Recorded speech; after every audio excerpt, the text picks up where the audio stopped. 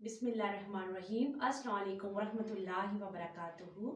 A very good morning, my dear kids. I hope you are fine at home and doing well. Dear kids, in our previous lecture, we have to be discuss our topic transitive and intransitive verbs. Fine.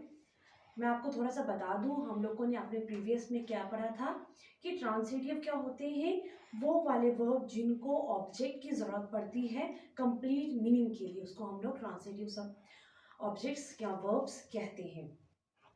हम उसी topic को दोबारा से continue करेंगे क्योंकि ये topic बड़ा है। इसमें दो पार्ट्स हैं हमारे पास, transitive and intransitive verbs. Transitive verbs मैंने आपको बताया था वो वर्ब्स होते हैं जिनको ऑब्जेक्ट की ज़रूरत पड़ती है कंप्लीट मीनिंग के लिए। इसकी मैंने आपको पहले भी एग्जांपल दी थी, John broke the jug. John ने क्या किया, जग को तोड़ दिया है। ठीक है, अब हम अगर लिखते हैं जॉन ब्रोक तो भी ये कंप्लीट सेंस नहीं बनाता। इसको कंप्लीट सेंस होने के लिए हमने आगे द जग का यूज़ किया, ऑब्जेक्ट का यूज़ किया, फिर जाके हमें कंप्लीट मीनिंग मिला। ठीक है, तो आई hope you understand that thing. अब हम देख लेते हैं कि हमारे पास 3 पॉइंट्स क्या हैं जब भी हम लोग ट्रांसिटिव वर्ब्स की बात करें। किसकी बात करें? ट्रांसिटिव वर्ब्स की बात करते हैं।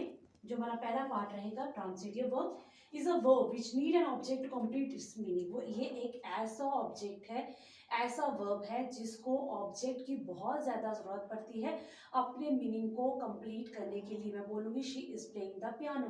पियानो ऑब्जेक्ट है, लेकिन ऑब्जेक्ट की ज़रूरत पड़ी हमारे सेंटेंस को कंप्लीट होने में।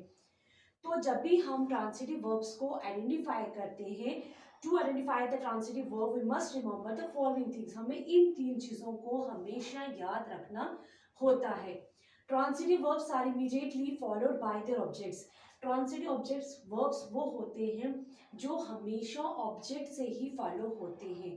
उनमें ऑब्जेक्ट मस्ट होता है। अगर उसमें ऑब्जेक्ट नहीं होगा, हमारा ट्रांसिटिव वर्ब जो है वो कंप्लीट सेंटेंस या कंप्लीट मीनिंग हमें नहीं देगा। Second point, objects are generally noun or pronoun. हमारा जो ऑब्जेक्ट रहेगा लास्ट में वो नाउन भी हो सकता है। नाउन आपको पता है is the name of a person, place, animal, thing. वो नाउन हो सकता है या प्रनाउन हो सकता है। प्रनाउन आपको पता है जो हम इंस्टेड ऑफ नाउन यूज करते हैं, ही, शी, हर, कुछ भी हो सकता है। अस, मी, आई, वो आपका प्रनाउन हो सकता है। Now third point, transitive verbs can be put into passive voice. आपका जो ट्रांसिटिव वर्ब रहता है वो हमेशा पैसिव पॉइंट वाइज में रहता है, डायरेक्ट स्पीच में नहीं होता है, इनडायरेक्ट स्पीच में ही होता है। You have to take the screenshot of this one if you are able to take the screenshot of this one, okay? Otherwise don't be panic, I send you your PPT of this one in your group. Fine. Next आपका यहाँ पे examples दिए हैं, the jug was broken by John. जो जग है वो किसने broke किया? जॉन ने किया। ठीक है, we generally raise the question starting with word what, who, or, whom to find the object sentence. हम लोग जब भी कोई क्वेश्चन फाइंड आउट करते हैं या ऑब्जेक्ट को फाइंड करने की कोशिश करते हैं, हम लोग व्हाट, क्या हुआ, हु, कौन, whom, किसके लिए, इस तरह से रेस होते हैं। जैसे आपके क्वेश्चन होंगे What did John break? John ने क्या ब्रेक किया? आप आंसर करेंगे the jug was broken by John. John से जो जग है वो टूट गया है। ठीक है, आप लोग देख रहे हैं ये डायरेक्ट स्पीच में आंसर नहीं आ रहे, ट्रांसिटिव का वर्ब्स जो आ रहे हैं इनडायरेक्ट आ रहे हैं। क्वेश्चनिंग हो रही है फिर आंसर्स आ रहे हैं। What did Sara write? Sara क्या लिख रही है? A letter was written by सारा।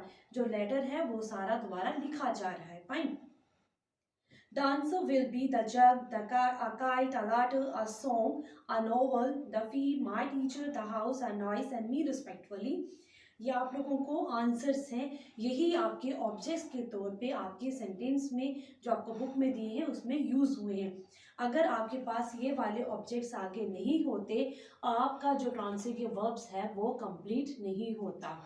ठीक है, जब भी आप ट्रांसिटिव वर्ब्स को आगे आंसर देते हैं या करते हैं वो आप इनडायरेक्ट स्पीच में करते हैं। ठीक है, आपका जो ऑब्जेक्ट रहेगा वो नाउन भी हो सकता है, प्रनाउन भी हो सकता है। जैसे हमारे पास यहाँ पे था a novel is read by Tariq. Tariq जो है यहाँ पे वो नाउन है। ठीक है, my teacher was seen by me. My teacher was seen by me, जो मेरे टीचर हैं उनको मैंने देखा। मी, अब मी क्या है? प्रनाउन है। ठीक है, ये नाउन भी हो सकता है, प्रोनाउन भी। आपने देखा जो आपने आंसर इनको दिए रिप्लाई में, वो आपने इनडायरेक्ट स्पीच में दिए, और ऑब्जेक्ट हर जगह हमने यूज़ किया।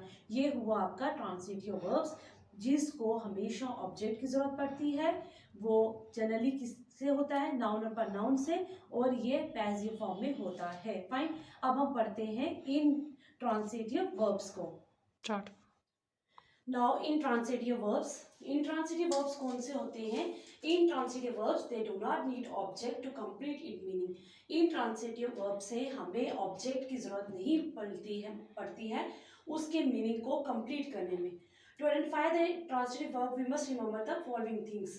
जब हम intransitive verbs को पढ़ें, हमें इन चीज़ों को ज़रूर याद रखना होता है कि हमें किन चीज़ों को याद रखना है। Intransitive verbs do not require objects. Intransitive verbs में हमें ऑब्जेक्ट की जरूरत नहीं पड़ती उसके मीनिंग को कंप्लीट करने में, ठीक है। वो अपने आप में ही कंप्लीट होते हैं, उनमें कोई भी ऑब्जेक्ट नहीं आता है। Intransitive verbs cannot be put into a passive voice. आप intransitive verbs को passive voice में नहीं करते हैं, ठीक है, जैसे कि हम लोग ट्रांसिटिव में करते हैं। जैसे कि डॉग, डॉग्स, बार्क कंप्लीट है, हमने इसमें कोई ऑब्जेक्ट नहीं डाला। द बॉयज प्लेड वेल, लड़के बहुत अच्छा खेले। The verb written in a red colour, जो आपको यहाँ पे रेड कलर में लिख के दिया है, ठीक है, पेज नंबर 66 पे। Coloured are car intransitive verbs, जो ये रेड पेन में है ये आपके इंट्रांसिटिव वर्ब है। They don't need object to complete their meaning, इनको ऑब्जेक्ट की जरूरत नहीं पड़ती है अपने मीनिंग को कंप्लीट करने के लिए। The underline words are not the object of the verb, आपके पास ये जो अंडरलाइन वर्ड्स हैं ये उनके ऑब्जेक्ट्स नहीं है, ठीक है। इनफैक्ट ये क्या है, उनके एडवर्ब्स हैं। They tell us how, where and when action is done, adverb है जो कि आपको पता है मीनिंग ऐड करने के लिए हम लोग यूज करते हैं, जो हमें बताते हैं कि हमारा एक्शन कहाँ, कैसे और कब हुआ, ठीक है। तो ये अपने में ही कंप्लीट रहते हैं, इनको ऑब्जेक्ट्स की जरूरत नहीं पड़ती। जैसे दे आर टॉकिंग, वो आपस में बात कर रहे हैं, इसमें कोई भी ऑब्जेक्ट हमने यूज नहीं किया। लाइन रॉड्स, जो शेर हैं वो धार रहे हैं, इसमें भी आपका कोई ऑब्जेक्ट यूज नहीं हुआ है, ठीक है। तो हम लोगों ने देख लिया कि ट्रांसलेटिव और इंट्रांसलेटिव में क्या डिफरेंस रहता है।